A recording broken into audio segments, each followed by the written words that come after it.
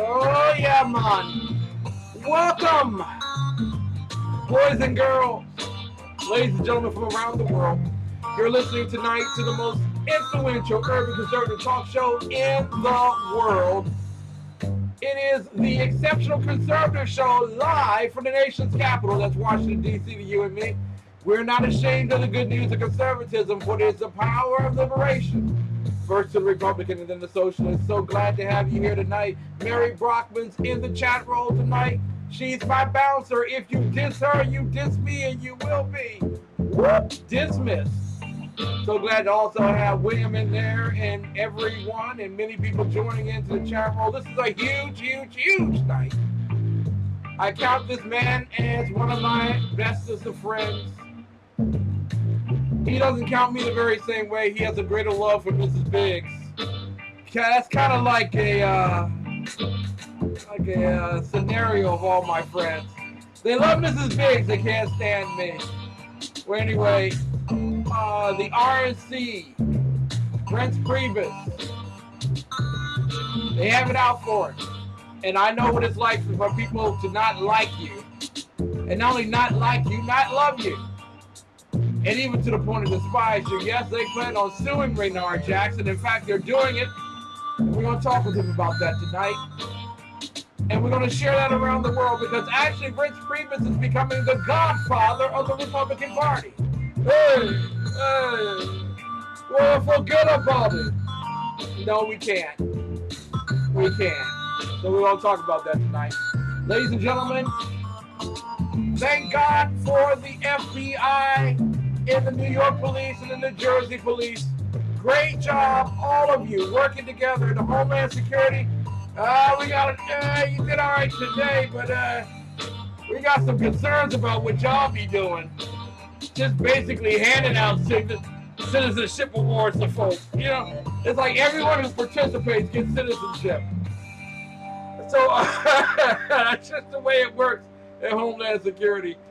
So we got a huge night tonight. And now it didn't even speak about the Bloviating Zeppelin. Sir Mark, the Bloviating Zeppelin, will join us in the 10 o'clock hour. We have much to talk about, including the fact that, again, Americans are the blame for sending the video of Donald Trump to the Middle East because it incites them to commit violence against us.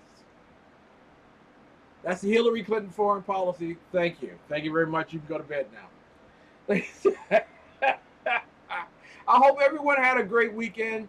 Kirk Cousins did not. And boy, is he feeling it in the locker room, boy. I tell you. You lose a couple of games and then, ooh, boy, you really feel how people feel about you. Kirk Cousins, we're still with you, man. Just make certain that when you pass the ball, it's to the team that has the same color you have. That's all. We just, not being racial, just saying football pass to Redskin, complete touchdown. That's all. Just, I know, get back into the sync of things. Dave Miller's in our chat room. He'll be joining us at 9:45 this evening. And we will be talking about the cult of Islam. And I do want to reach out to Radio Islam and Press TV, to the anchor of Press TV, who befriended me today on Indeed. I invited you to come on the program tonight, and I will continue to invite you to come on my program. As you ran for city council in Stockton, California, I am not a miss. I love it when others come together to talk with us about issues that really, really make a difference. Trust me, I am not so vain as to make a example of you. That's not the intent. I want discussion, and I open my house to you. Mi casa, su casa. That's the way we go. I know you're Persian, but that's only Spanish I knew. I didn't know what the Persian was for mi casa, su casa. So we'll figure that all out. Ladies and gentlemen, and stop it, Dave. Stop it with the cowboy stuff. Nobody wants to hear about the Cowboys tonight. Nobody. Absolutely no one. Not even the underground professor. Darn Cowboys. All right, ladies and gentlemen, for those following along at home, you know what we do at this particular time. We take off our lovely hats. And for those who are watching via Ustream, we have the flag that you can take a look at. There you go. Put that out of the way. And for everyone else, wait a minute, you know what? You can't see the flag anymore. How about that? All right, can you see this? All right, there we go. And for everyone else, this is kind of like Moses. There we go. We're going to pledge allegiance to the United States of America. They're the words. They're in English. Figure it out if you don't know English. Take it away, kids. Ready, begin. I pledge allegiance to the flag of the United States of America and to the republic for which it stands, one nation, under God, indivisible, with liberty and justice for all. Woo! I hope none of you took a knee during that experience. That's why I'm not really watching football this year. I'm really just not. I'm not into football right now. When guys get paid $20 million a year and you take a knee, I just ain't feeling you. I can't watch what you do no more. It just ain't there. I'm sorry, it just ain't there. I wish it was there, but it just ain't there anymore. So we are about to bring up none other than my very good friend, Raynard Jackson. Okay. And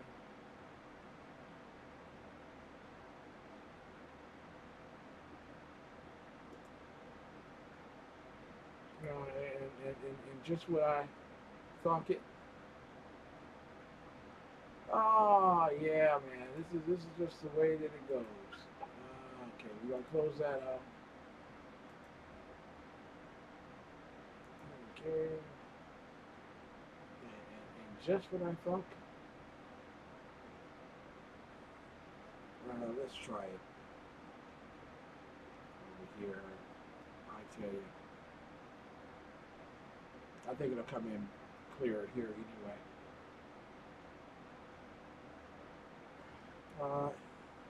You were listening to the Exceptional Conservative Show live from the nation's capital, where your host, who is normally about 99% ready for his program, always displays the 1% when he isn't.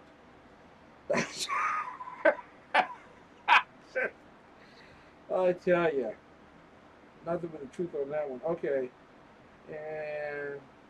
and thank you all so much for tuning in to an American Conservatives Exploration of the Inspired Word of God yesterday. That thing is really blowing up the divorce show that we did yesterday. Divorce Jesus style. Man, talk about people listening.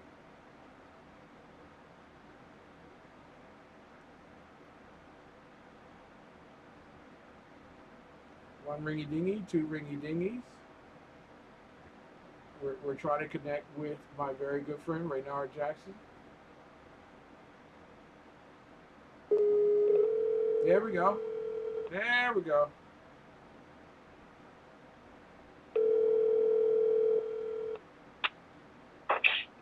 U.S. District Court, RNC Division, can I help you?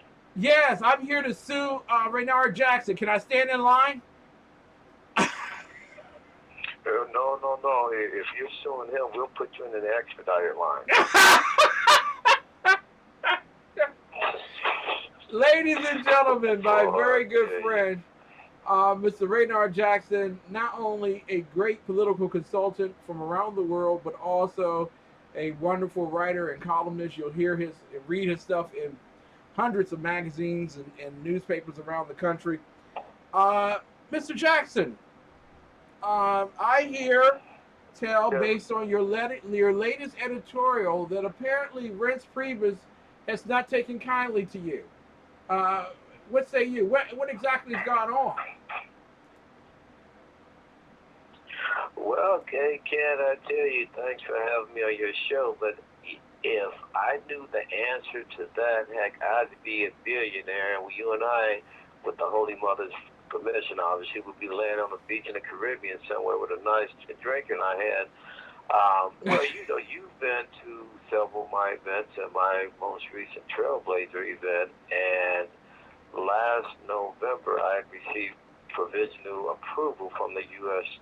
Patent and Trademark Office for the name Black Republican Trailblazer Awards Luncheon, which I created 4 years ago and worked with the RNC to execute that for 2 years before they start turning it into a minstrel show. So 2 weeks ago, I received notice 24 hours before I was to be given final approval of the trademark that the RNC hired and retained an outside law firm, one of the biggest and the best in intellectual property, to oppose my being granted the final approval of that trademark. And now, mind you, they're using hard dollars to file this lawsuit. Now, I have no idea what the purpose of this is, what the impetus, because as you know, Ken, no one in this country disputes who created the name, who created the event, who executed the event. So why they are doing this, Ken, I was hoping you could tell me. I wish you came on the right program because this is the wrong one for you then. I have no idea. I just intellectual intellectual property. Our founding fathers created a constitution which protected the individual's intellectual right of ideas and expressions. And let me just get this straight with you: is your event copywritten or is it trademarked? Well, this would be trademark. Now, remember, Ken, I can't trademark an event. So, for example, you could come up in February and do any event you want to honor Black Republicans who have made a contribution to the party or America, however you want to define it. So you can't copyright or trademark an event. What I was seeking was to trademark the title of the event, the Black Republican Trailblazer Awards Luncheon. There's nothing like that in the country. No one, when you file the initial paperwork in, you have to do a search on the patent and trademark database. If someone else had filed the paperwork before me, then they would immediately let me know, no, you can't use that exact wording because someone else has already obtained approval of the trademark, or they're in the process of getting it. It would have notified me immediately. So by virtue of me getting this far in the process, that tells me, Ken, that the RNC never filed any paperwork. Never. So it wasn't like I was competing with them. They responded after I got the provisional approval. That's when they decided to oppose it. Now, I'm with and my so very. The other question is, Ken. The other question is, let's assume for the sake of this discussion that they win this. Ken, what are they going to do to me? Put it on the shelf and let it collect dust. They don't know what to do with it. They've proven that the past 2 years.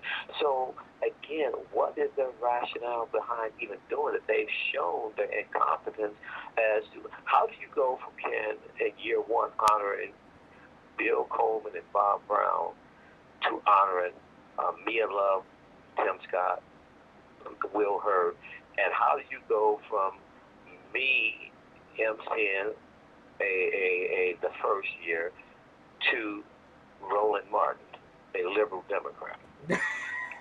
I mean, you can see the stark difference between when I was involved versus not being involved, and I rest my case. Exactly. We're talking tonight with my very good friend Raynard Jackson. He is Mr. Republican. No, not really, not anymore.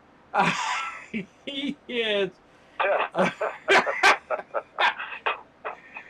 mean, hey, listen, Ken, they give it a new definition. You ain't lying. He is being sued. You know what, Ken? I may do a column about that. According to Black Vote, I like that. According to Black Vote. Oh man. Listen, I had the pleasure of attending the Black Republican Trailblazer Awards luncheon. Now, is this fight, and I've also had the pleasure of getting my own trademark for the Exceptional Conservative Show. One of the biggest questions that the Office of Copyright and Trademark had was how close to the name Rush Limbaugh or the Rush Limbaugh Show is your show? So they did the investigation. They came back and said, well, obviously the Exceptional Conservative Show is completely different from the Rush Limbaugh Show. And so, thus, you have a trademark. Is it the fact that you're using the term Republican that's the big problem here? No, because you cannot trademark the word Republican because that's kind of generic. That's just like you cannot trademark the word aspirin. Yeah. Now you can trademark Excedrin or Bear because that's a specific type of aspirin, but you can't trademark or copyright the generic term Republican. Well, the RNC does not have a trademark for Republican. Well, maybe the RNC has a trademark on black. Did you check that? Listen, we both would have a heart attack if that were No wonder we would switch from black to African American. There you go. But I want to broach this with you. First question regarding Reince Preibus, because Reince Preibus came out last week and said that there will be a price paid by Governor John Kasich, Senator Ted Cruz, and others who did not support Donald Trump. Are you being sued because you did not support Donald Trump? Well, no, that has nothing to do with anything because number one, I am a Trump supporter. Mm-hmm. Number one, and number two, this whole thing has been going on for a long time. There's them opposing me, but the official lawsuit was not filed until 2 weeks before I was to receive final approval of the trademark. And so no, what Preibus said last, because it's obvious that they've been plotting this all along, because the mere fact that less than 24 hours before I was to get approval, they waited until the 11th hour to do this. And again, he's hiring one of the top intellectual property law firms here in the country. So obviously he's had to find time to secure whatever law firm, et cetera, et cetera. So no, so one has nothing to do with the other. Okay, so we established the clear fact that you are the owner of this trademark. Now I wanted to, and you wrote the essay that you did, and it's out there on NNPA Newswire. And we put it in our chat roll. The RNC is suing me, a black Republican, but I'll never leave my party. Exactly when did they officially serve you the papers to let you know that you're going to court and you're going to have to face the strong, well-funded, well-heeled, well-attorneyed RNC? I will tell you exactly when that would have been. Thursday, September 8th about 4:57 p.m. because they had until Friday, September 9th. Not when I say them, anyone in the public could have filed an opposition by 5 o'clock September 9th, that Friday. If 5:01 on that Friday, no one had formally filed any protest, then I would have been granted. So they did it that Thursday, the 8th of September, about 4:57 p.m. Now, did you receive any word from them, any notice from them that they were coming out to you? Hey, guy, listen, you took our thing, and we want you, man. We want you. Well, no, what happened is they had to file an official letter to the U.S. Patent and Trademark Office, who immediately notified me, because by law they have to if someone opposes it.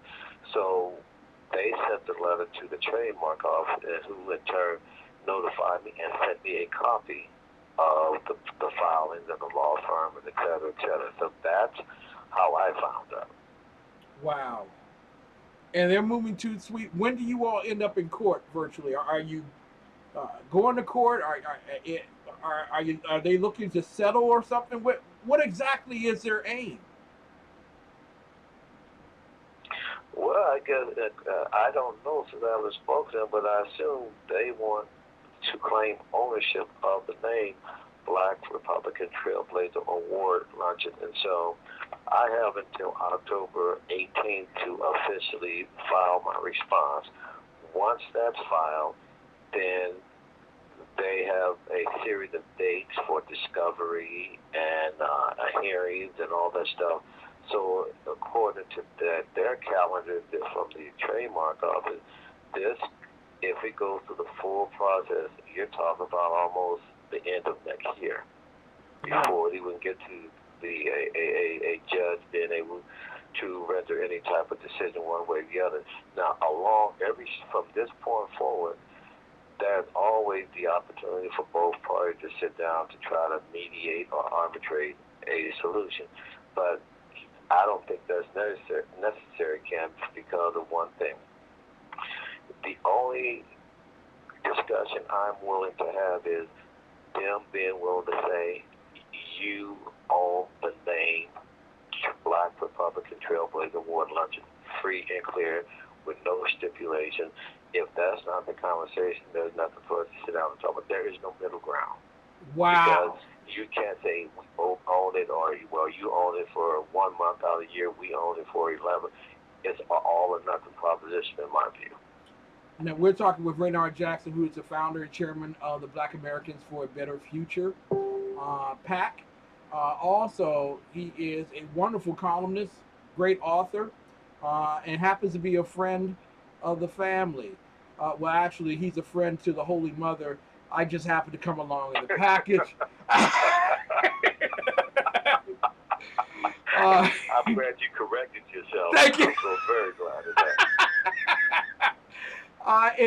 In sincere thought here, we know that there are lots of Republicans who are slightly offended by what you've done. And there are a lot of Black Republicans that would prefer to have a luncheon with the KKK before going to yours. Not because the Republican Party has ever supported them in an election, ever provided them funding or support, but they could. So I want your commentary. Yeah. I want your commentary in terms of where do you expect Black Republicans to be with you in this process? Well, Ken, that's an interesting question, and the short answer is I don't know, but I have received, since this morning when the column came out, I have yet to receive a negative email, and on my Facebook page, I'm kind of touched by some of the responses, and a lot of my Democratic friends, hardcore Democratic friends, have expressed their support, and all the emails that I'm getting and phone calls, and so far I've been supportive of Ken. Listen, I have no illusions about this. I am prepared and mentally definitely prepared to walk this journey and fight this fight by myself. I'm not expecting any help from anyone, black or white. If I get any support along the way, fine. But mentally, I've already counted on that not being the case. Because to be honest with you, Ken, the few black Republicans that we have, and you and I both know a lot of them across the country, I don't think they have the guts to stand up for me on a issue of right and wrong. Because remember, it's me today, it's you tomorrow. Mm-hmm. So a lot of people looking at this, that this is my battle and my battle alone. No, it's not, because you know what? If they screw over me with all the party credentials I have, Ken, and you know what they are, you've been to a ton of my events, you know what I've done nationwide across this country in this party. If they're doing this to me, what the heck can someone new to the party expect if they start trying to make a positive difference in this party? Well, is this also their way of saying, wait a minute, those black Republicans that have been there in this fight for so long, the Derek Wilburns, the Raynard Jacksons, the all of the others that you can come up with by name, that those aren't the ones we want you listening to. We want you to be a part of the Republican Party. And that's what Reince, Preibus, and whatever leftists we add that will come across later on and be named a Republican communications person. We want you to be under the roof of the Republican Party, not under the influence of militant blacks like Raynard Jackson.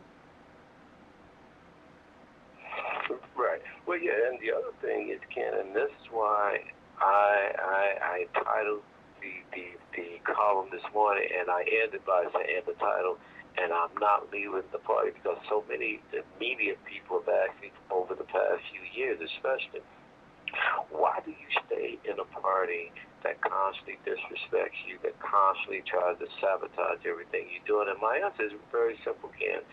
I did not join this party back in the 80s for fortune and fame. I joined this party, Ken, because I actually believe in the principles of the real Republican Party, not this personality-driven party, but the real Republican Party platform.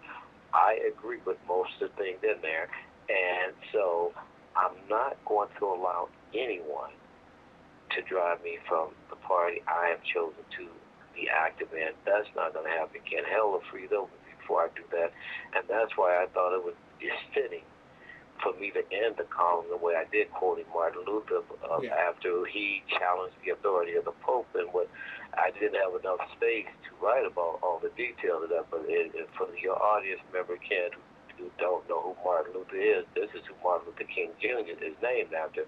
He had the audacity in the 1500s to challenge the authority of the Pope, and no one did that back in that day, Ken, because the Pope was the jury and the executioner and the judge. And if you stood up against the Pope, you would be assassinated, or more specifically, hung at the stake or burned alive.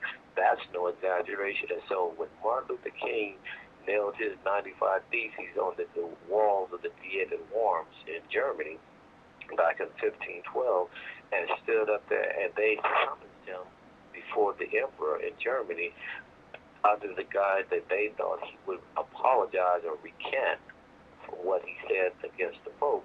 He should have said, I cannot and I will not recant. For my loyalty is based on the Word of God and conscience, and unless you can prove to me with logic that I'm wrong, I cannot and will not. And to go against conscience is not right. Here I take my stand. God help me. And here is, Ken, I take a similar stand in the battle I'm fighting today. And I will be vindicated either in the court of law or the court of public opinion, or ideally both. I believe that you're going to be definitely vindicated in both of those particular spheres. You and I both share the same journey. I know that as I'm getting more popular internationally, people think it's because of the Republican Party. And you and I both know that I can rarely get a Republican establishment person on my program. Uh, and there ain't no funding coming from the Republicans to keep me afloat. Uh, so I understand when you feel that you're alone in the battle, but you're not. I'm with you, brother. I'll be with you through the whole fight, however means are necessary to do that. But I wanted to make sure that you were on the air tonight so that people could hear the battle that you are raging, what you are really up against, because uh, quite frankly, I don't get my commercial monies or support as a result of my relationship with the Republican Party. Everything has always been independent of both parties. Uh, there are those that will pick up the phone because your stuff shows up in the Atlanta Constitution, and they will say, listen, Atlanta Constitution, if you want to keep getting interviews from us, and especially from Donald Trump, you're not going to put any more writings from Raynard Jackson in your newspaper. So there is a big fiscal threat to you, maybe not implied, but certainly understood. Your thoughts regarding that? Can you sustain that? Are you expecting that? Oh yeah, I'm expecting that. Matter of fact, I'm expecting any moment now for all of a sudden people who are going to make anonymous quotes to newspapers about me and, of course, how bad I am. I'm the reincarnation of Hitler, and just things, just make up things that have no basis in truth whatsoever. But as you know, a lie that's repeated enough becomes the truth. But Ken, I tell you, they have no idea who they're messing with because, as you know, I have a lot of friends in the media, from mainstream media to the black media, the Asian, Hispanic media, and I've already been in touch with a lot of folks. And let's just put it this way: if they should ever want to interview me about my column today, let's just say I will make a point to avail myself of them interviewing me, and I'll leave it at that for now. But I'm prepared for the worst, Ken. But listen, my conscience is clean, my reputation is clean. So, and the friends I do have, they are with me through thick and through thin, not these fair weather friends. And hey, dude, to be honest with you, Ken, the biggest fight I anticipate is going to come from black Republicans who are just salivating and licking their chops at thinking, hey, remember what Joseph told his brothers? Hey, let's slay the dreamer and see what becomes of his dream. Well, they tried that before, and as Elton John said, I'm still standing. I'm still standing. And listen, we in the chat roll have put together hashtag I stand with Raynard. Thank you, Dave Milner, for doing that. We are putting that out there, sir, tonight. We stand with you, in support of you. We are proud of you for the work that you've done in terms of producing one of America's great events. It's a wonderful luncheon, and I wish every single conservative would make their way to the next one. Are you hosting it in February of next year? Ken, listen, does Hillary Clinton like lying? Yes, she does. Okay. Yeah, and Ken, I'm telling you, I am hell bent on making this upcoming one in 2016, 17 the biggest and the best. We're going to do it. So the answer to your question is yes, yes, and hell yes. There you go. And we're going to be right along with you in this particular fight. And we're going to invite as many conservatives, because there are conservatives out there. I want to ask this question of you before you go, and then we're going to take a break and come back with Dave Milner. But there are lots of conservatives out there who are being pushed and prodded around now. And I saw things on Facebook that said, where y'all at now, huh? Where you at now? Um, is it time for Republicans to put down all of their weapons and their plows against each other and fight the good fight to win in November? The answer is yes, Ken, but again, even if the party doesn't, that doesn't stop you and I and other people around the country of like minds. We don't need the institution of the party to do it. Matter of fact, I think that's the problem. The institution of the party, and we, the people on the ground, can. you and I and others all across the country, we need to keep doing what we're doing now and take our message all across the country and not wait on the institutional apparatus to do it, because they're not interested, and I don't think they have the wherewithal, the capability to do it the way it should be done. Let me just say this publicly and privately to you. I thank you for your leadership. I thank you for your sincere work in the field. In spite of all the ups and downs, the strength and the flaws, you have prevailed and you've been a strong man of God, and I'm very proud of you for your particular work and your labor in the field, and it shall bear fruit. And I thank you for honoring me with the opportunity to be the first person to interview you after that particular writing today. And I hope to have you back on the program in the coming months to talk about this and other things, especially right before the election. But it's sincerely, my friend, I thank you so much for this opportunity. No, I appreciate it, Ken. And you and I laugh and joke, but seriously, I think the world of you and Francine, Ken's wife, who is just adorable. And I do know that you and Francine are definitely in my corner. That means a lot. And you and her support and love, I never have to question that. So that kind of keeps me going. I have a few people like you guys in my corner, and anytime you need me, I'm there for you and Francine. Thank you so much. Actually, you're there more for Francine than me, but I appreciate it anyway. I won't argue with you on that because it's true. Ladies and gentlemen, my very good friend Raynard Jackson.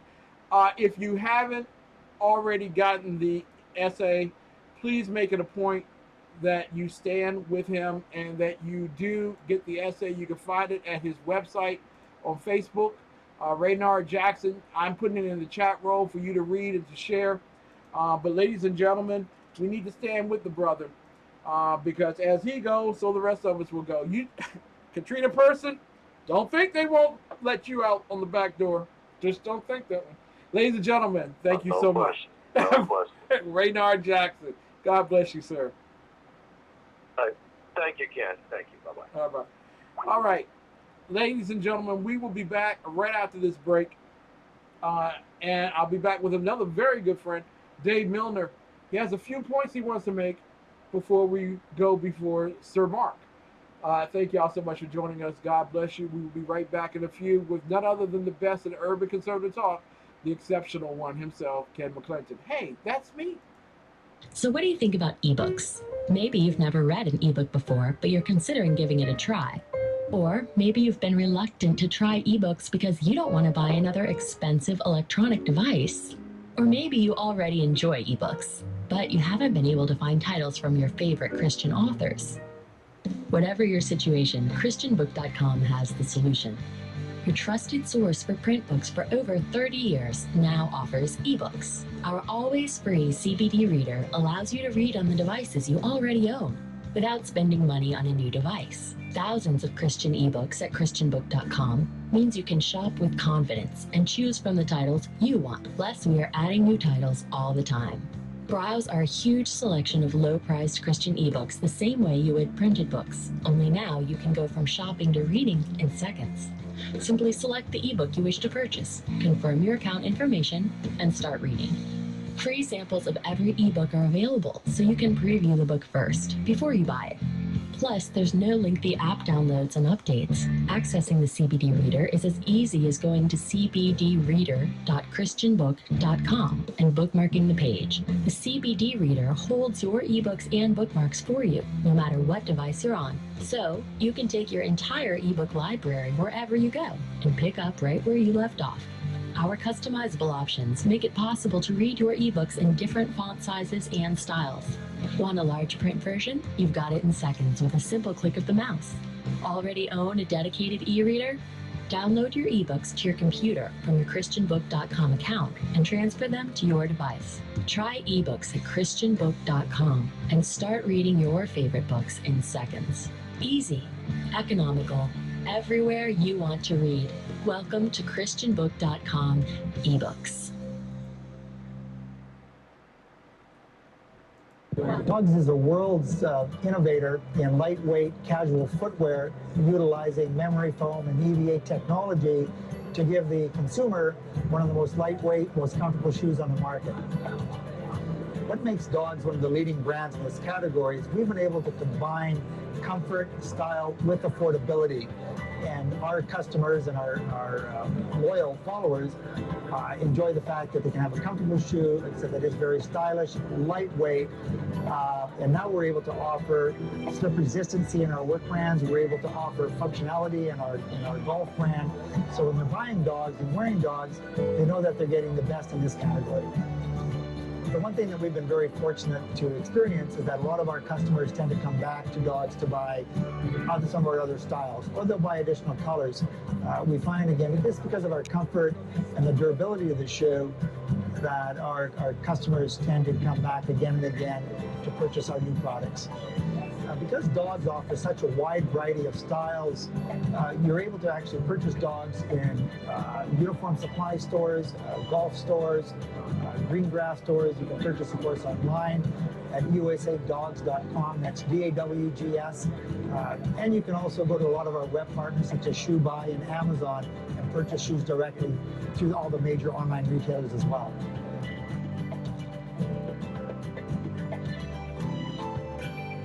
Ladies and gentlemen, I welcome you back to the Exceptional Conservative Show live from the nation's capital. I am your host, Exceptional, when we are calling none other than my very good friend Dave Milner, the heart and soul of You V-Box. have reached the voicemail box of... Okay, we have tried calling that number. Okay, not that number. Let's see. Okay. Once again, let's see how we do this. Okay, let's start there. Okay.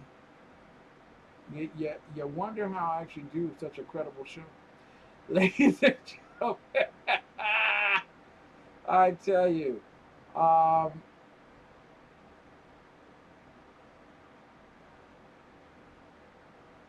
Okay.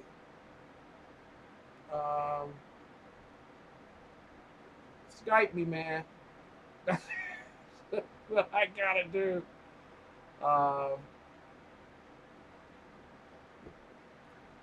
Gotta try that number. Call that number one more time. 1 Mississippi, 2 Mississippi, 3 Mississippi, 4. We are calling none other the great Dave Milner, the unpleasant blind guy. Welcome to the facial hair hotline. Beards, press 1. For the fascists, press 2. One? For soul patch, press yeah. Hey man, what's up? Dave Milner, the unpleasant blind guy. How you doing? Doing great. How you doing tonight, kid? Doing wonderful. You got me on how does it go on? yeah, you got me on my cell. Okay. And you're coming along well. People can hear you. You're wonderful. And you look just as good. Good. Okay.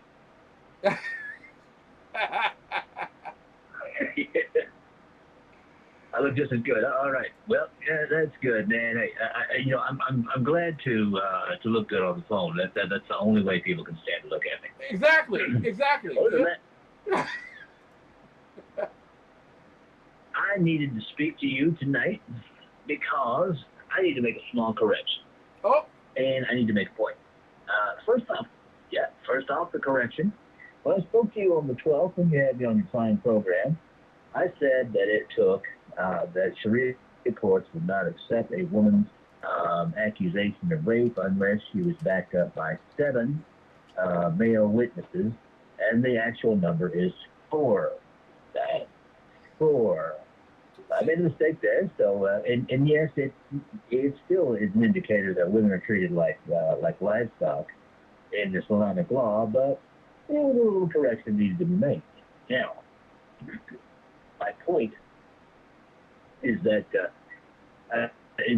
our media and media around the world needs to get their heads together about this Islamic threat, my friend. Yeah. You saw, I'm sure, that Hillary Clinton's response to the bombings, or rather flurry response, and it was to say the least something to comment on. Yeah. But CNN did something interesting. Did you have you seen this? Have you heard about this? They actually cut part of her response so that it made it seem like she didn't use the word bomb or bombing, and Donald Trump did. Our country was under attack across half of its area, and CNN was worried about election nonsense. Yeah. Now you have that, and on the other side of the pond, you got a guy this week who's going to go on trial in British Crown Court, and this is relevant because this individual was featured on the BBC, a BBC program about how well refugees were integrating, or I should say integrating. That's it, into the society of the UK. But this guy is on trial now because he participated in the gang rape of a 14-year-old non-Islamic girl. Wow. So not very good integration. Yeah, and has the BBC corrected any of this? Have they covered any of this? No, they have not. So you've got also, Ken, you have press in the European countries, for instance, Sweden, Denmark, calling potential beheadings or attempted beheadings, stabbings in the neck. This is one of the things. However you feel about the Islamic issue, and whatever party you belong to, we need to be told the truth. Yeah. And I came on your great show tonight and corrected myself because I want to be honest, and I know you're honest, and I know that I've also put in that thing. It is a press release from the English Defense League, who will be in Newcastle, England, where this 18-year-old individual is going to go on trial this week. Wow. Protesting the handling of this case by both the BBC and the government. That is in Broadcast Central on the Exceptional Conservative Show website, where everyone wants to be there, and also to partake in many of the fine products which you advertise, and in which the professor loves to hear the commercials about. But yes, that was my point tonight. We need to stop apologizing, and however it makes things look. When we disseminate information, we have to tell the truth to the best of our abilities. And I want to thank you for letting me come on and make my news correction. Well, I'm glad that you did. As an former ombudsman, I understand how important it is to be correct. And when you're wrong, admit it and go ahead and make the corrections necessary. Because actually, it's not the correction that's important. It's the cover-up. So you have done well, and I appreciate you, sir. I just want to say this before I ask this. I want to ask this question of you. Hold 1 second. I want to thank the great people from SHR Media, Sackheads Radio for covering us live, High Plains Pundit Media for covering us live, and I also want to thank the great people at Red Nation Rising as you're going away at this particular time period. Thank you so much for tuning in. Get the message out about Raynard Jackson and what the RNC is doing to him, and know that we care a lot about how we are covered and what we cover and how that's covered as well. So much for the Dave Miller, the unpleasant blind guy, came back to tell us exactly what the correction was. It's not 7 women, but 4. I mean 7 men, but 4 in terms of witnesses. So thank you all so much. Dave, go right ahead. And I just want to tell you, I stand with Raynard, just briefly, because this isn't what I call about tonight, but I definitely stand with Raynard. This is the political class versus the people, and we need to stand with the people. But as far as the media goes, they need to stand with the people too. And I know so many of them are in the pockets of government and things like that. We need to get some brave reporters out there. We need to get some real journalism out there. Your show is terrific in that it will expose things that the state stream media will not. But this is actually having to do with the safety and security of our own people now. We actually had Fox News running their regular run of programs with little news briefs the night that all these things were going on, the night that these attacks were happening. Mm-hmm. And that to me said everything. If the best of the state stream media is out there doing that, what in God's name are the rest of them doing? Exactly. And what are they doing? Treating it like it's no big deal. Exactly. It only It only matters if it happens at the New York Times. That's what. Mm-hmm. If we had a pressure cooker at the New York Times, conspiracy theory. Oh my God, you wouldn't have the end of it. Been a total loop 24/7 for the entire weekend. Listen, Dave, thank you so much. God bless you, and I forgive you for mentioning the Cowboys. Thank you. God bless you. All right. Hey, that's right. You know what, kid? I'll say this. The Washington Redskins, great competitors, worthy opponents throughout the years, and they are not bowing to political correctness. So when they were playing the Cowboys, hey, I'm a total supporter of the Washington Redskins. So hail to the Redskins, brother. Have a great show. You too. Thank you so much. Ladies and gentlemen, that's Dave Milner. Coming up in just a few minutes is my very good friend, Dave Milner. Forgive me, Mark, Sir Mark, the Bloviating Zeppelin. I tell you, there are so many people on this program, but the most important people are Mary Brockman, my bouncer, who's in the chat room. Love you, Mary. Thank you for putting up with me. If you diss her, you diss me, you will be dismissed. And of course, the lovely and beautiful Mrs. Biggs, who, if it wasn't for Mrs. Biggs, we would not have been hearing from Raynard Jackson tonight. The holy mother that she is, the beautiful wonder of God that she is. She's watching us via Ustream and live stream. And there is so much I wanted to talk with you all tonight. And let me just do this one thing. Because I wanted to talk with you all about guerrilla warfare tonight. I might have to hold off on that. But I want to bring your attention to a DHS OIG highlight for tonight's show. This report was done on September 8th, 2016. And DHS OIG did this report, and they did it for you. God bless them. I know that someone's going to pay a very heavy price and probably lose their job for it. But apparently, over 800 illegal immigrants receive citizenship. And some of the stuff that's in this report is damaging to the Obama, Clinton, Kerry administration.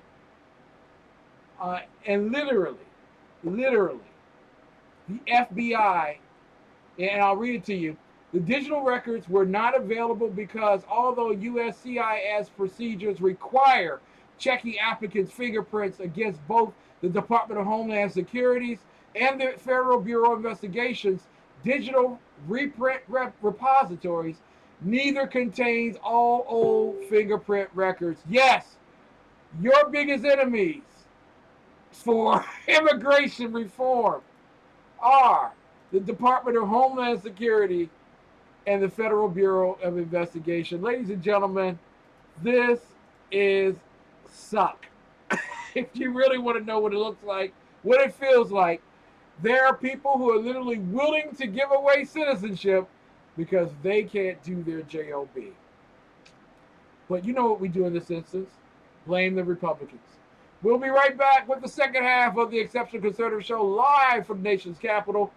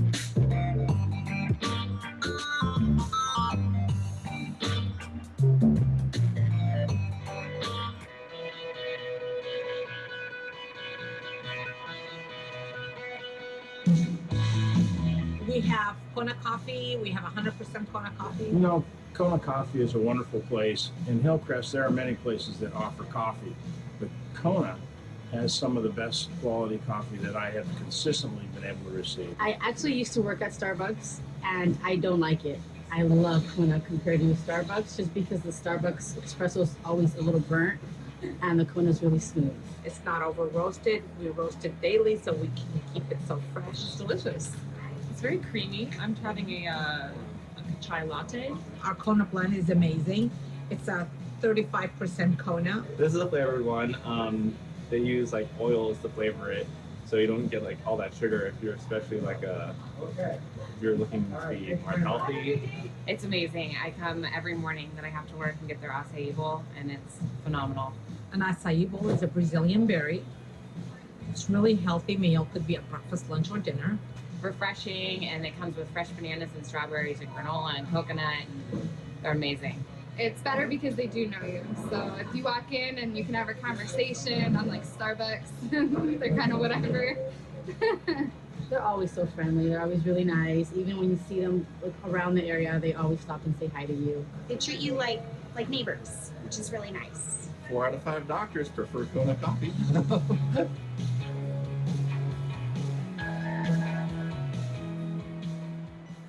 Now, Brownells, we know you may have only one shot to harvest that trophy, so we have thousands of accessories and replacement parts to improve your chances. We know how much you love to shoot, so our gunsmiths articles and videos will help you do more and get more out of your guns. We also value your hard work and money. That's why only Brownells backs up everything we sell with a 100% unconditional lifetime guarantee.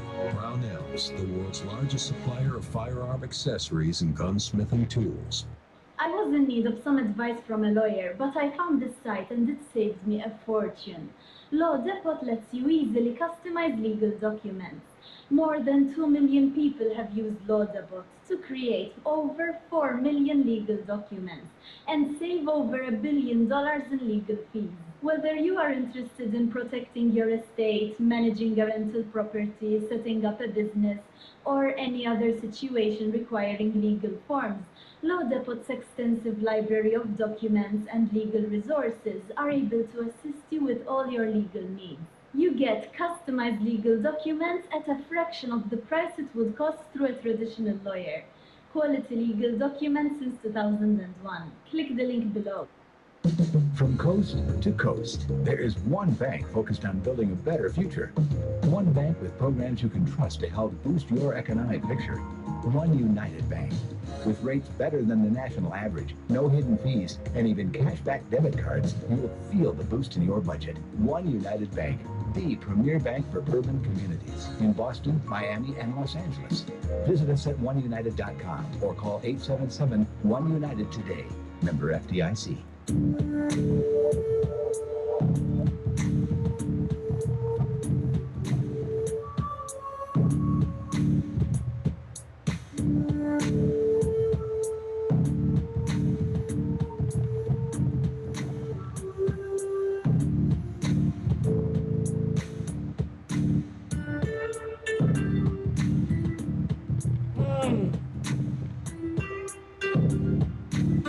Feeling that funky groove, baby. Sir Mark the Bloviating Zeppelin. He's coming up. Ladies and gentlemen, we are not ashamed of the good news of conservatism. What is the power of liberation? First to the Republican and then the Socialist. Barry Brockman in the chat roll. Thank you, my sister. Holding down the fort. If you diss her, you diss me, and you will be dismissed. Of course, Dave Milner's in there. William Green's in there. Everyone's in there. And everyone else is in there. It's so good to have y'all here. God bless you.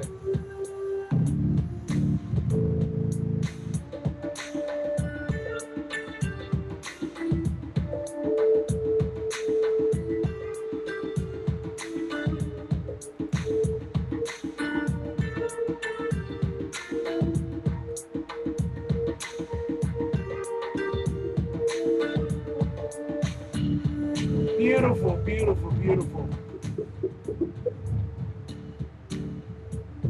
Great music. I love that. Indori. 1 Mississippi, 2 Mississippi. Kevin MacLeod is the author of that. Great music. Great music, I tell you.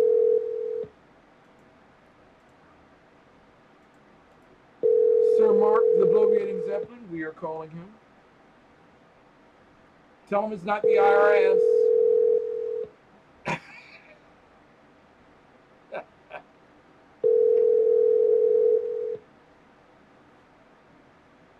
Okay. Please leave your message for. All right. Now, I tell you what. Let us try that again. Let me make certain that I've done all the right things in all the wrong times. I'm telling you, someday this show is going to be so big, I won't have to do this. It will. It will be one of those shows where, you know, everything works perfectly. Okay, and let me just try this one more time. There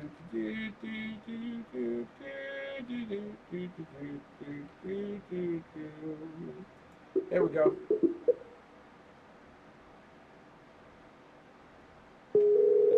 One ringy dingy. 2 ringy dingy. 3 ringy dingy. Answer it anyway. I love you, Barry. Hello, Ernest and Julio's Gallows. 2 ropes, no waiting. Only if you know how to use the ropes. Good evening, Sir Mark, the Bloviating Zeppelin. Sir Ken of McClenton, it's so wonderful to hear you, my brother from the other mother. Power to the people. Know what I'm saying? It is so good to hear from you, Sir Mark. Oh, my God. Listen, I want to give you your It's great to hear from you, sir. I want to give you your kudos because I don't get a chance to call into the program. You know the other one, the number 2 program on SHR Media. Right. It's kind of like Harry Potter, the other program that shall not be named. You know the other one. Sackheads Radio with Sackhead Shaw, Sackhead Clint. They've thrown. Say, there you go. You went and named it. I'm sorry. And, of course, Mark, the Bloviating Zeppelin. Sir Mark, I call you. What is it like doing a show with them, sir, in that studio? Well, actually, it's not a bad studio at all. Thank God I can say that because in Sacramento these days, it's about 101, 102 degrees. Ooh. And so it's got nice air conditioning. And it really does have some monitors on the wall that they're looking at CNN, MSNBC, CBS, TV, and all that. And they also have a very nice, well, you saw the board. That's the same board that you saw in Las Vegas that they have there. And there's a refrigerator in there and an electric winkle chamber, which makes it very convenient when you need to powder one's nose. So it's actually a very nice studio. Wow. I have never seen their studio. Someday I will make it out to Sacramento and be able to look through the window at their studio because they won't allow me in it. All right. There's absolutely nothing worthwhile seeing in Sacramento, certainly not the Bill Mill, the belly of the beast. There is only one thing actually worth seeing in Sacramento, which is the State of California Railroad Museum. That is actually a wonderful, wonderful museum. I don't know why it landed up in Sacramento because the rest of it is dunge. But the Railroad Museum is actually nice. Someone made a mistake within the state of California, and I'm sure even at this moment that I'm speaking, they're trying to rectify that error. Exactly, and raise taxes to do it. Yes. Mark, you can also give us an insight that others don't have because you happen to be there on Sackheads Radio Night on Wednesday nights, and you're co-authoring with them in the studio. Is it true that Sackhead Clint really was absent this last week because he was providing drugs for Hillary Rodham Clinton. Yeah, you could just give me a wink. It's just between the two of us. Well, now, if I were actually connected to Skype or something like that, okay, I can wink. If I had my Skype activated right now, all right, this is me winking. See? Another reason that I have a face made for radio. Although that cannot be said of you because you, in fact, have a face made for radio and video. I'm looking at it right now, and that's a very nice blue hat. And I see that accessories make the man because I'm noticing that your hat matches your horizontal stripes on your shirt. So someone clearly, before you left the house today, someone matched you in a nice coordinating fashion. Good on you, sir. Stop giving kudos to my wife. I can't go on the air. I can't go on the air unless she picks out everything I need to wear. Like I've messed up before. Mary can tell you when I dress myself, I do well.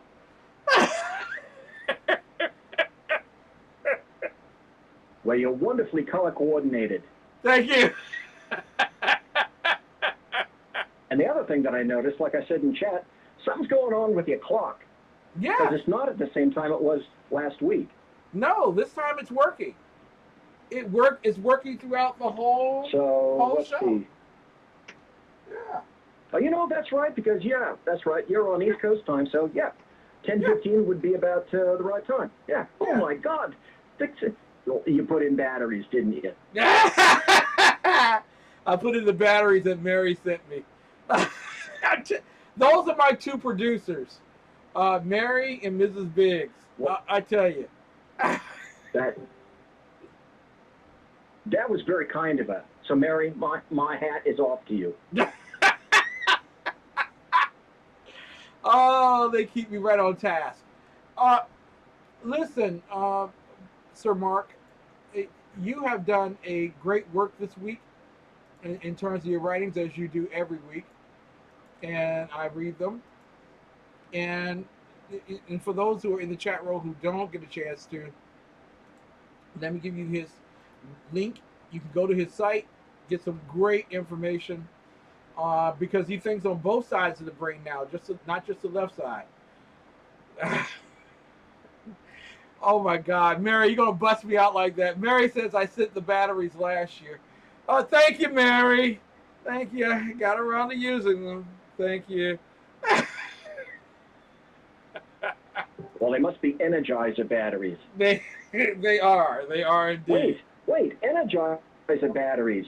That's the name. That's the Secret Service name of the young particular individual. The Secret Service calls the blonde bimbo that shows up magically at the Chappaqua house of Bill and Hillary Clinton when Hillary is amazingly gone. Isn't that amazing? Energizer. That's amazing. How does that happen? How does that work? And she's known for being very prolific up top. Yes. Yes, I think that's one of Mr. Willie J's fetishes, if you might. He loves them big. I want to ask you in terms of Islam, and today we've gotten a great dose of it. In spite what they say that it's a religion of peace, but I want to get your leftist, when you were a leftist, the concept of what Islam really is like, sir. When I was a leftist, that was so many years ago, quite literally, it didn't factor into the United States, really didn't factor into much of anything. The thing that I find amazing and hypocritical in a way, but yet odd, is the fact that we really didn't begin to pay attention much to the Muslim world, except in 1976 when the oil prices began to become impacted. Those people who were living around in 1976, I'm guessing you might remember gas lines You might remember odd and even days according to your license plate, that sort of thing. You know, we kind of began to pay attention to that back then. The United States oil companies, of course, from the very beginning of the late 1800s to the early 1900s, were already paying attention to the oil fields that were beneath various countries in the Middle East. But we really didn't begin to what I would consider pander to Islam until after some of these buggers killed 3,000 of our people in New York City. And I find out the strangest dichotomy in terms of they can kill us, and now all of a sudden, well, obviously we're paying attention to them, but we're sort of bending over for these particular individuals who are not stupid and know certainly how to take advantage of Western cultures. It's most passing strange. Now, in terms of Islam, because you know it's a religion of peace, it's a coincidence that 112 Muslims have been arrested in the past 5 months in America for terrorist crimes. It's a coincidence. It's bound to happen any day now amongst the Catholics and the Protestants and the Buddhists. Someday it's going to break out the very same way. But it's just a coincidence. When is it time for us to thoroughly admit that this administration is as pro-Islam as Ronald Reagan was pro-Israel? Here's the strange thing. Somehow I channeled Ken McClinton earlier today, and I thought, you know what, I'll bet that Ken asks me about Islam. And I started thinking about this early this morning. And I thought, okay, I bet he does, A, and then B, do you come out and really tell him what you believe about Islam? And I say that for a couple of specific reasons. Yes. I have 2 massive book cabinets behind me in my little office down in my wife's house. And on these book cabinets is probably 300 or 400 books. And within these books, there is a copy of the Bible that I was given as a child in the late 50s. And I have a copy of the Torah. And I have 3 copies of the Quran. My newest copy of the Quran was a copy that was given out, that is currently given out, to prisoners in the state of California. Mm-hmm. They vary a little bit, not massively, but they do vary just a bit. And then I also have a copy of the various shuras. So the things that and I've read a number of books, because after 9/11, I became curious. I read the book, The Looming Tower, by Lawrence Wright, which is highly recommended to everyone. I think the title on that thing is something like Al-Qaeda and the Road to 9/11. It's how we got there. It's how stupid we were, and how particular individuals within the FBI were saying, look, we've got a problem. I've identified the problem, and you need to listen to me, and no one listened to him, and then 3,000 people died. So when I make my various statements about Islam, I hedge my bet a bit, not in the blog, but I have to say I'm going to have to hedge it here just a bit, because I'm not quite sure that you really want to know what I think about Islam. And I say it because I'm not just a moron. I've read quite a few things. I've actually sat down and read the Quran.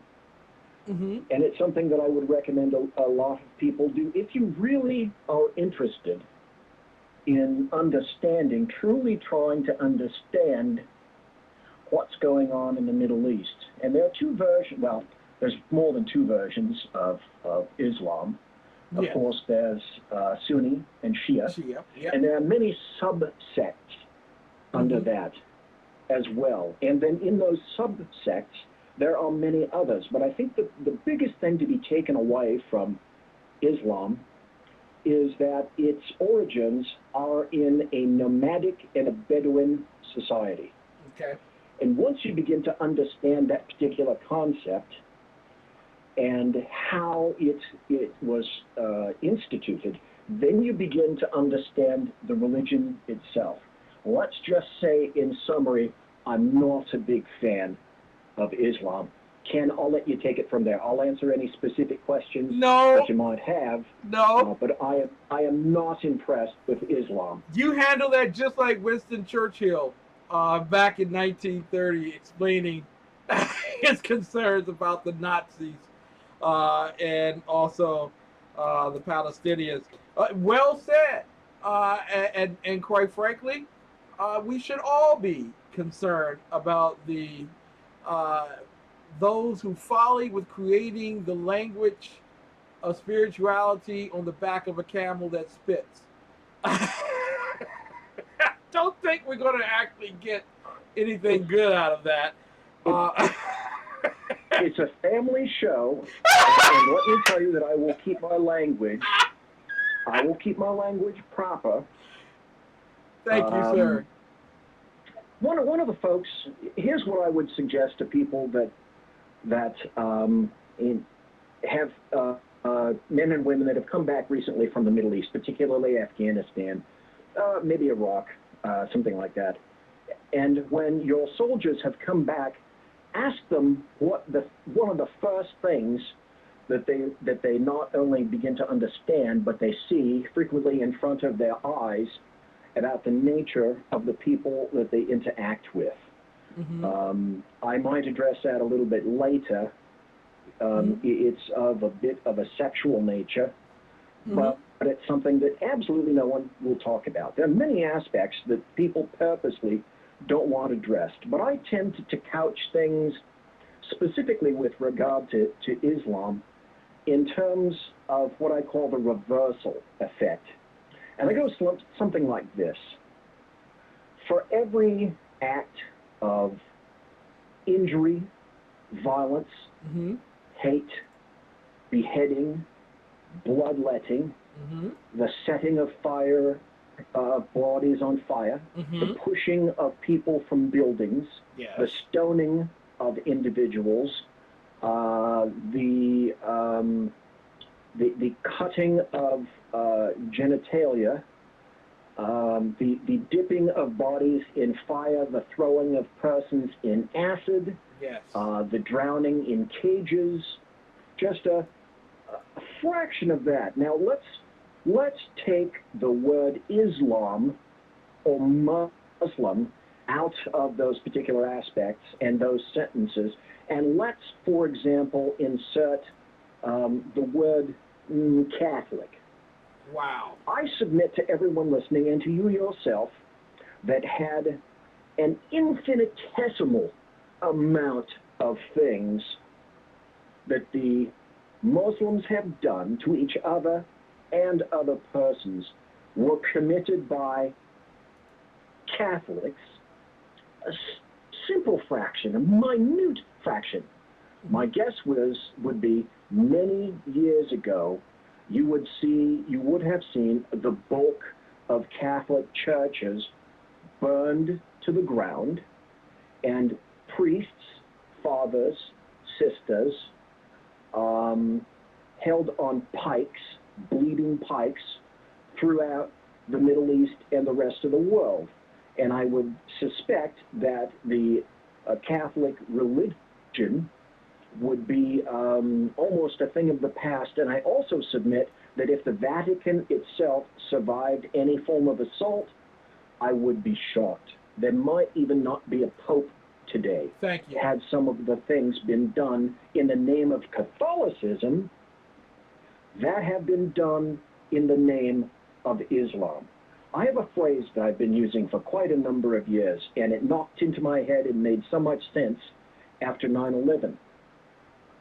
Because people will tell you what Islam is, and what people craft Islam as being is frequently a lie. You must understand how people think. So my phrase goes like this: Islam is as Islam does.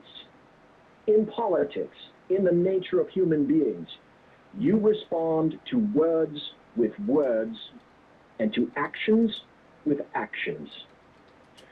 You cannot sit and tell me as an individual that someone who is claiming to have committed some kind of a heinous act under the umbrella of Islam, you cannot tell me that they are not a Muslim. They're telling it to your face. And yet there are many leftists and people in the Western world that don't want to understand and don't want to take Islam at its face. Islam tells you what it wants to do to you. It makes no mistake whatsoever. It doesn't couch its phrases. It doesn't try to hide or minimize what it really wants. It will tell you to your face. And yet we're still not interested in listening. You are so on the mark, Mark. So on the mark, Mark. And quite frankly, you could become quite irate. I could become quite irate when we think of this, that Catholic priests molested children, and there was rightfully a worldwide uprising. The founder of the cult of Islam slept with a 7-year-old girl, and it's called today a religion of peace. Our major problem with Islam... Yeah, go right ahead. You just mentioned the phrase religion of peace. Somebody sent me a message today on Twitter and said, Islam really is the religion of peace.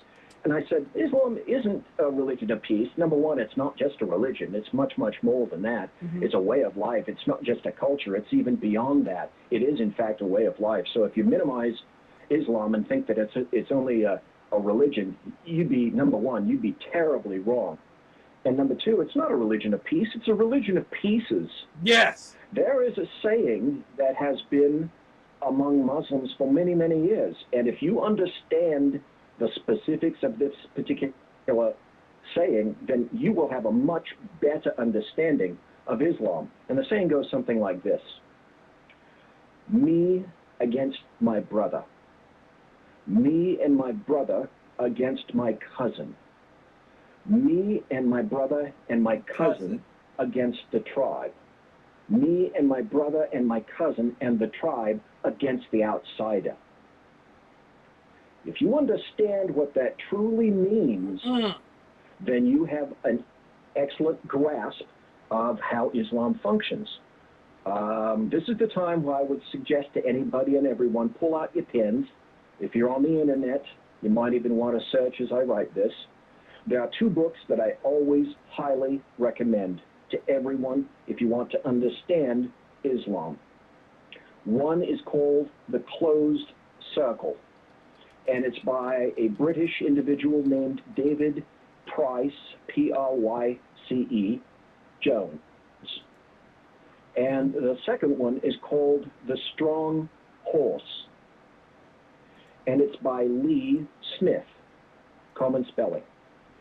If you really want to understand Islam, the history of Islam, and how it affects people today, I would highly suggest that you read these two books, because you're going to begin to understand that it's, I'll be so blunt as to say it's a religion of barbarity, and yet though it's couched in barbarity, they have no qualms whatsoever with using Western technology against us. Someone in chat, I don't remember who, it may have been Dave, I don't recall. I can't scroll up and see right now because my other hand's holding the telephone and going through the computer here.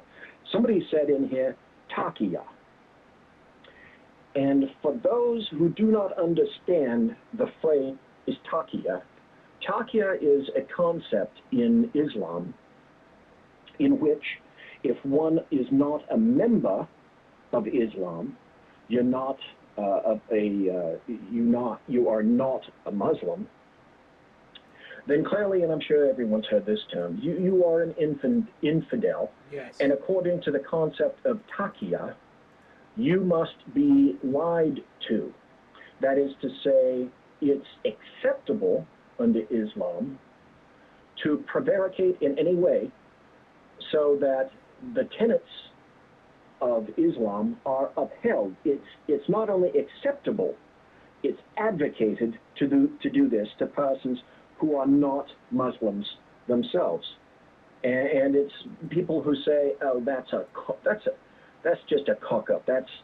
You're full of crap." Well, actually, no. I'm sorry, I'm not. Read about it, understand it, and understand how and when it's going to be applied. So when people tell me that CAIR, C-A-I-R, Council on American, I forget. Islamic, Well, anyway, yeah. Council on Arabian Islamic Relations, something like that. Mm-hmm. When I hear a spokesperson from CAIR talk about anything, the first concept that bleeds into my little brainulus is Takia.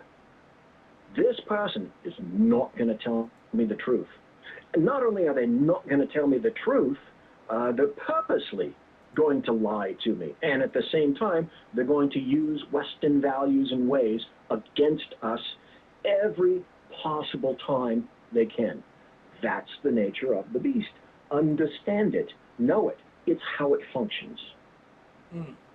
We are talking tonight with Sir Mark, the Bloviating Zeppelin. You can hear him on Wednesday nights with Sackhead Sean, Sackhead Clint, and they have hidden Free Sacco. We will find him someday and return him to the program on SHR Media. Also a great writer in terms of the Bloviating Zeppelin, the bloviatingzeppelin.net. You can find his work. I want to turn now, because I don't really want to talk about the terrorist thing that happened over the weekend. Everybody's talked about it. They've exhausted it in terms of what I feel. But I thought the thing that was most surprising today, which if we were really studying this stuff, we would find it to be a black eye to the Obama administration and the Clinton foreign policy discussions. And that's that 858 immigrants from countries of concern, not from Canada or Tokyo, Japan, but countries of concern. 858 immigrants who have national security concerns and high rates of immigration fraud, and were in line for pending deportation, were given, and I use the term without hesitancy, given U.S. citizenship by accident by the U.S. government. And the two agencies responsible for it are the Department of Homeland Security and the Federal Bureau of Investigation. The same Federal Bureau of Investigation that found it difficult to prosecute charges against Hillary Rodham Clinton for a law that did not require intent, because they were fearful that she actually might have to go to court during the time period that she was running for office. This is the same Department of Homeland Security that had interviewed the gentleman today who was arrested for all of the bombing episodes over the weekend. So, Sir Mark, is our greatest enemy foreign or is it domestic? When military soldiers and law enforcement officers take an oath, they take an oath to support and defend the Constitution against all others, foreign and domestic. We know from the history of Rome, we know from the history of the entire planet, that large empires are frequently taken down from within. That would certainly be true of Rome. Rome decided that it had gotten to the point where it was so large that it really wasn't much interested in fighting its own wars. It began to conscript mercenaries to go out and fight its wars, historically speaking. When you reach that point and you have a culture of persons that are not even remotely interested in defending themselves, they're so self-centered and self-corrupt, then you're clearly on the way down. Much of America today is like that. Much of America today is self-centered. When you get to that point, you're going to have issues. In my mind, George Bush, I'm how do I say this kindly? Don't be kind. I'm not a great proponent of George Bush. He spent like a drunken sailor. Yes. And that's, I apologize to drunken sailors for that. I didn't care for his application of spending billions of dollars for AIDS in Africa. You have to be a blithering buffoon to not understand that that money was not going to go to the persons to whom it was intended. You have to be smarter than that, but unfortunately he was not. The other thing that I'm not particularly enamored with in terms of George Bush is his creation of Homeland Security. The last thing that this country needed was another bureaucratic entity, because already all the alphabet agencies, they don't talk to themselves, they don't talk to each other. They're extremely proprietary, and they're taught not to trust each other, for one thing. So then you've got an extra layer of bureaucracy. One thing that I do agree about with James Comey that he said in terms of the Syrian, and I use this in air quotes, refugees, which are mostly young males of military fighting age, the Syrian refugees, he said, there isn't any real way for us to vet them. And yet no one was listening to him. He's actually correct about that. What do? Do you go to Syrian Computer Central, or ISIS Computer Central, and say, let me have all that you've got on Mohammed al-Akbar, and once you determine that you've gone through 1,500,000 people named Muhammad al-Akbar, then perhaps you'll get to the point where you're actually finding the one individual that you're looking for. And of course, you know, those Syrians and whatnot, they're not really good on record keeping. Yeah. They don't really believe in a lot of computer systems. And my guess would be is they don't fingerprint a lot of them, and they don't have a lot of court records about those particular people. So when Comey said, you're not going to be able to vet these people, well, my God, he's absolutely correct. You're not going to be able to vet those people. And yet, you correct me if I'm wrong there, Sir Ken, did not our federal government at any number of agency levels tell us that we'll be able to vet all of these people, and we'll be able to make sure that the wrong people don't get into this country? That's it. That's exactly what they people, say. 10,000 people later now, we're starting to have problems like you're seeing. What you saw this past weekend, what you're seeing in Dearborn, what you're seeing in Minnesota, what you're seeing in Hamtramck, that's your future. And this is the new normal, courtesy of leftists and the Democrats, who don't understand the concept that there are actually people on the planet who don't think like you. Yep, exactly. And your life is not vital to them. They'll mass produce, they will create, but your life doesn't matter to them. No, it doesn't. And see, in the other thing that I find absolutely confounding is this nation, and I think it's purposeful, has historical Alzheimer's. It cannot remove the rose-colored glasses from the DC elitists with sufficient time in order to look across the pond and observe what's occurring right now in Europe. The United States is about 15 years to 20 years behind Europe. Europe is already on the cusp of finally learning the lesson that, here's the greatest of ironies, Angela Merkel, when she first became installed in Germany, one of the first things she has, and I have the quote, was that multiculti, that's what they call multiculturalism in Europe, multiculti doesn't work. And yet, after all of those years, and that was at least, I would expect it, at least 4 years ago, it is Angela Merkel that has, in my opinion, single-handedly damn near doomed Germany and the rest of the European Union. Now the European Union is looking to the United States and telling us we must do more to accept more young males, Islamic persons of military fighting age. We must accept more of them. They're screwing up our continent. You need to have yours screwed up in an equal fashion. This is insane. It's absolute insanity. We can't vet them, yet we want more here. Ladies and gentlemen, I was just blocked by any number of people on Twitter in the past week because I didn't abide by the hashtag Never Trump. And I've made it fairly clear. Guess what? I'm going to vote for Trump. In many ways, I think he's a blithering idiot. Mm-hmm.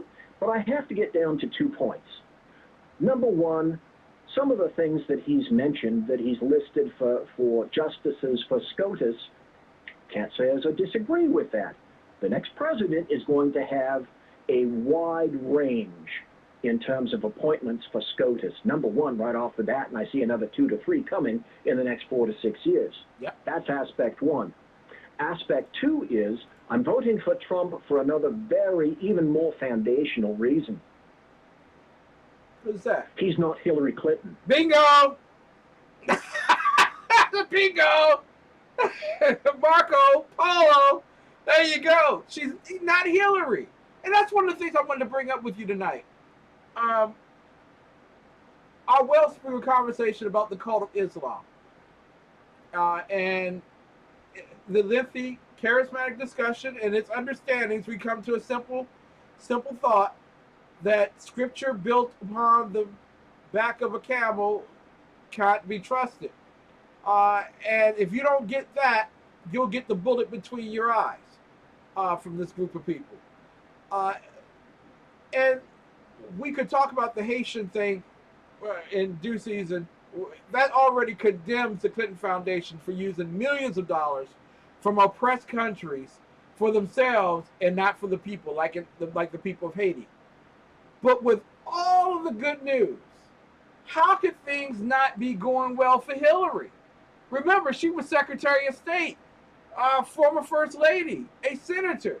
She should be running away with this election, right?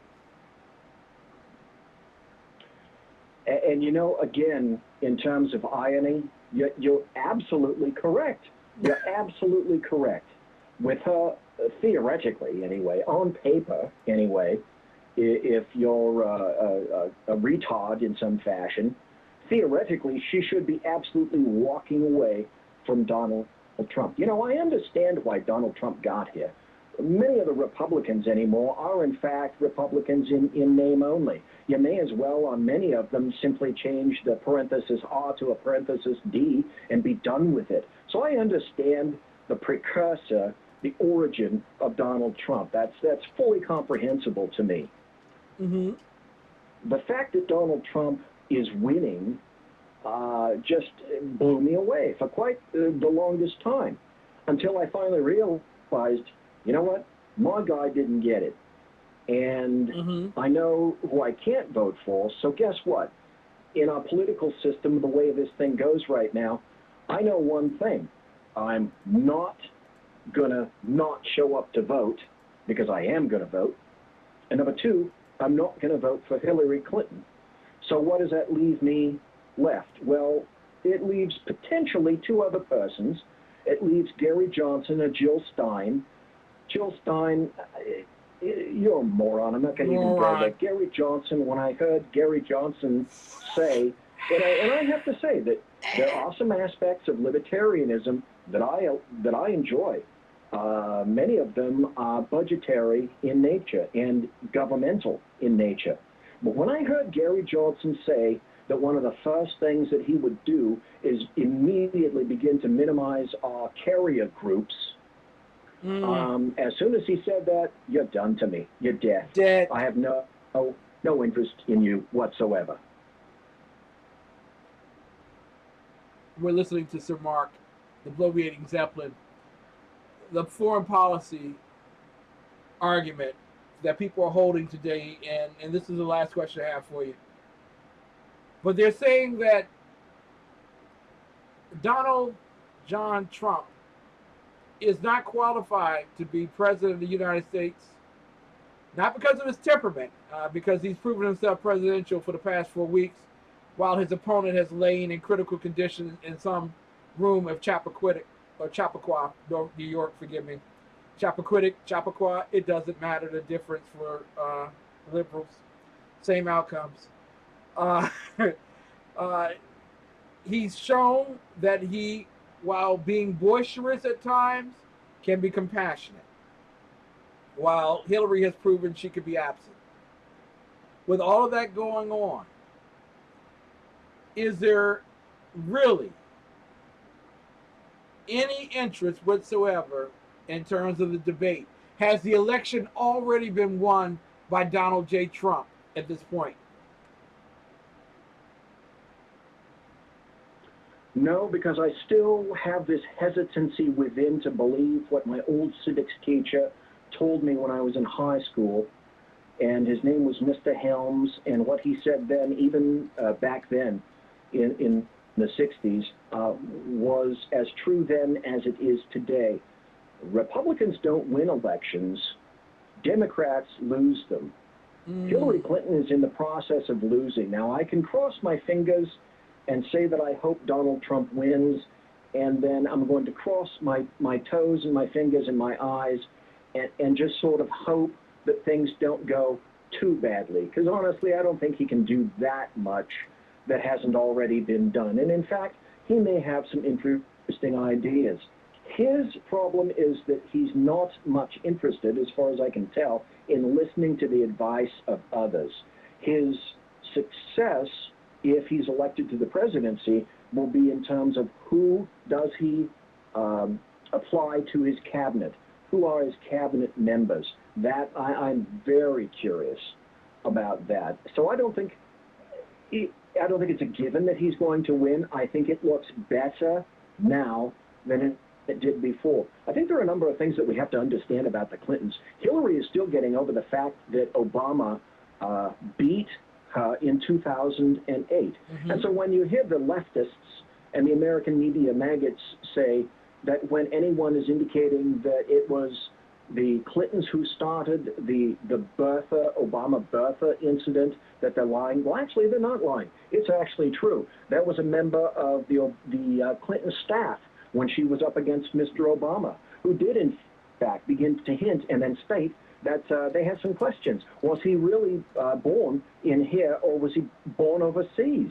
Yes. And so that was not started by the right. That wasn't started by anybody else. That wasn't started by Donald Trump, who recently, this past week, said, okay, I believe it. He was born here in the U.S. Next question. So all of this is the Clintons hate the Obamas, and the Obamas hate the Clintons. Yes. But the Obamas are bent over in terms of they know that she knows where all the bodies are buried. And if he doesn't go along with supporting her, she might just start revealing where some of the locations of the gravestones are. 4 more years? Are we going to get 4 more years of Obama? If you get Hillary Clinton and she actually survives, you may get 4 more years. That's an entirely separate discussion in and of itself. We'll see. Between now and the election, I think it's going to be extremely interesting. I think the debates are going to be extremely interesting. Let me give, and I think I've said this already, but let me give something to consider to all the people that are listening here, listening to you live, and will be listening to you in a podcast. Hillary Clinton has already been found cheating and deceiving. We know that. But most recently, she began wearing a headpiece that people who are used to doing surveillance have. Now, it's not the earpieces that you customarily see on Secret Service agents or even those in the news. You can see the little curvy, curly wire going down from behind the ear and down into a suit and whatnot. This is the earpieces that I'm talking about are used by people who are in surveillance, and they're used by the alphabet agencies. And I'm leading somewhere. I'm actually going somewhere with this. They're not unlike hearing aids, although to a degree they're a little bit smaller, they're more covert, and are very, very expensive, and they're highly customized. If you go to the internet, you can actually see a picture of what people think is an earpiece, and it occurred initially in 2009. There's actually an email that was revealed by WikiLeaks that particularly mentions this. Now, I'm leading up to something. In a recent debate, and also people are suspecting that she did this in the Benghazi hearings, that she was wired up for sound in the Benghazi hearings and was provided information. Those particular earpieces are good for up to about 100 yards or so, depending upon the building's construction around you where you're sitting at the time.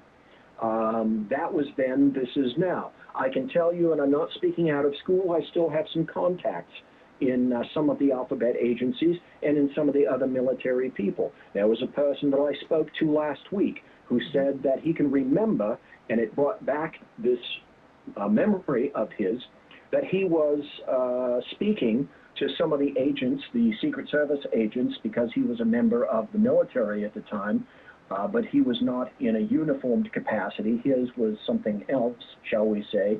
And he can distinctly remember looking and seeing in her ear, not knowing as he did, because he asked the Secret Service agents about it later, does Hillary have a hearing problem?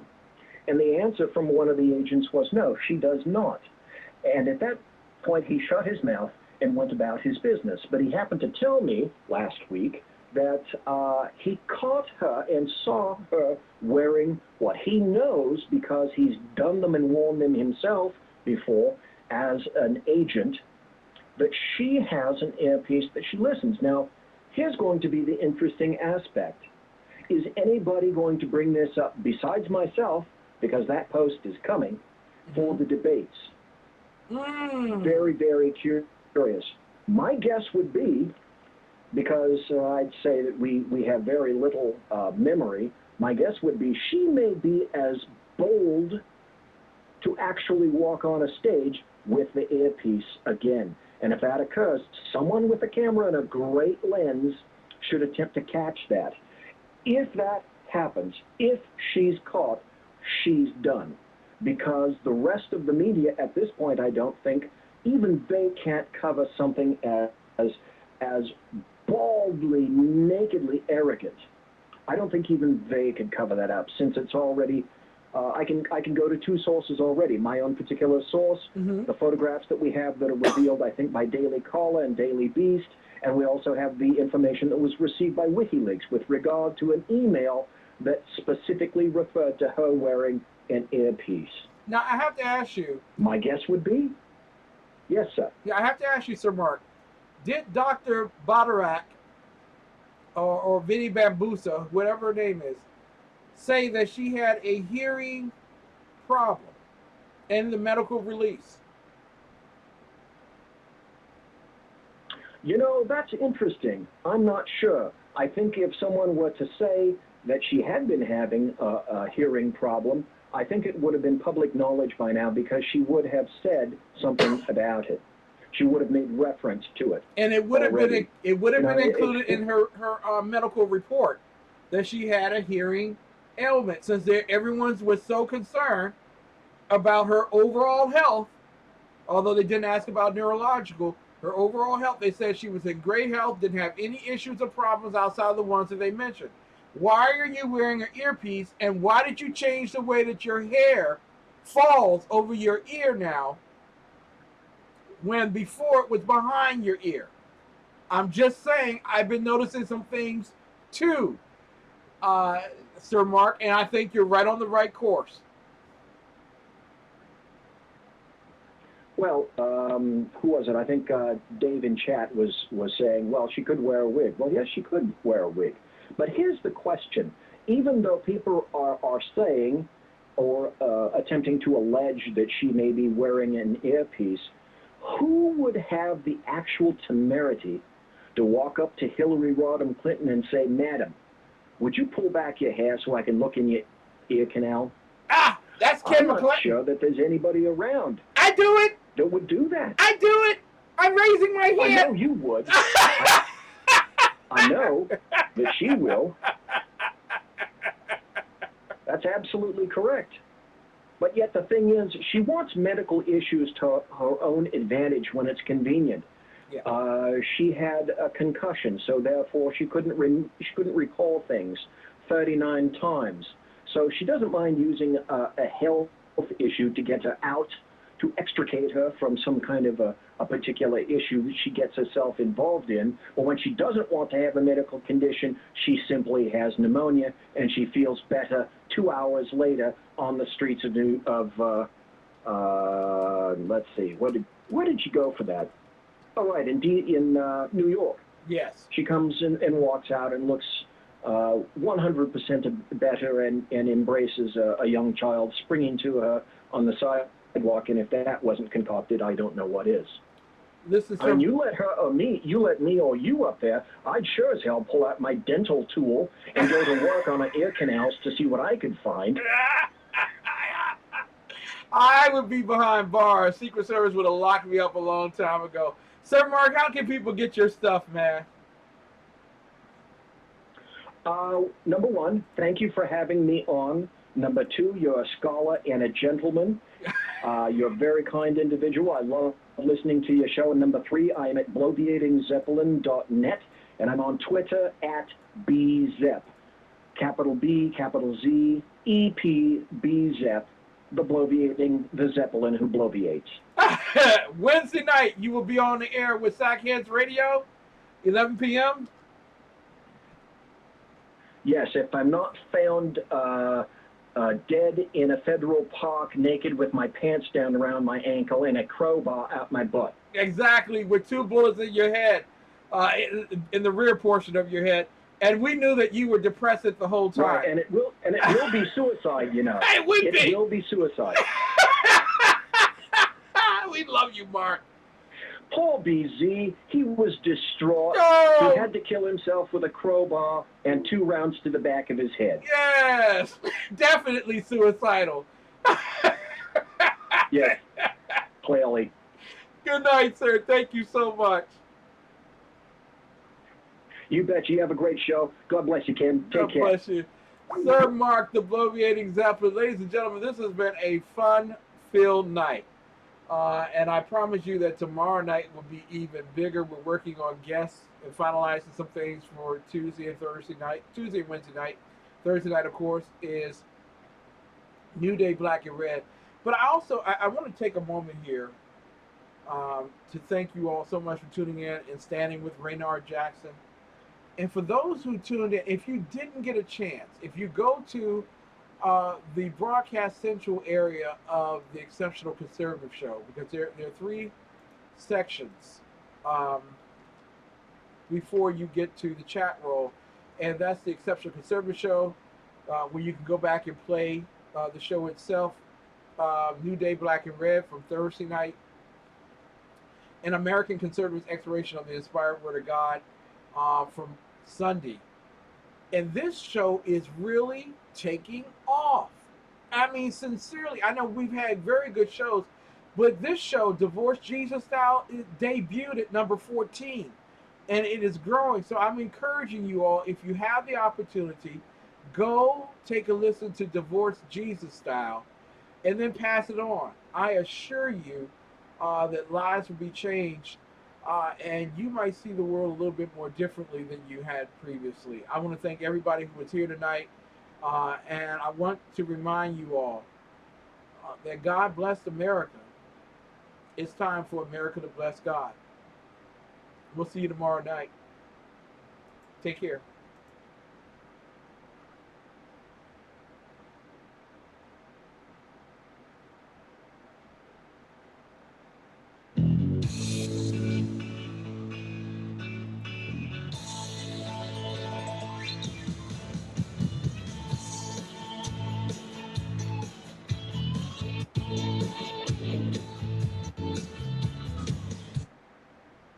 I've seen a lot of places, I've been around.